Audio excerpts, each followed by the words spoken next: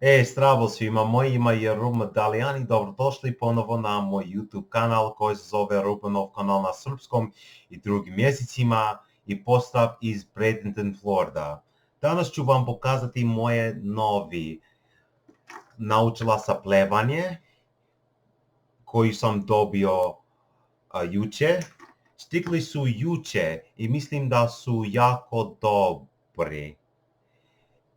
Ali ih još nisam koristio, ali uskoro ću koristiti ih kad plevam u mom bazenu ili na plaži. Naučila sa plevanje je bio jeftine, a ne škop. I kupio sam ih iz Amazon. I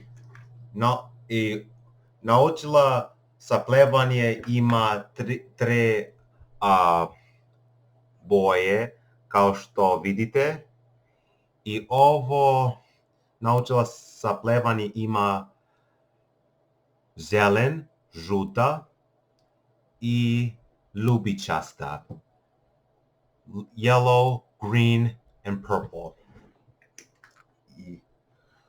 Zašto sam kupio taj dve novi naučila sa plevanje?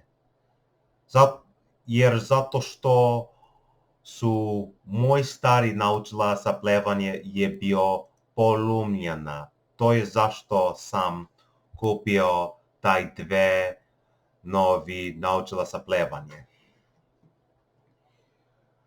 To je sve.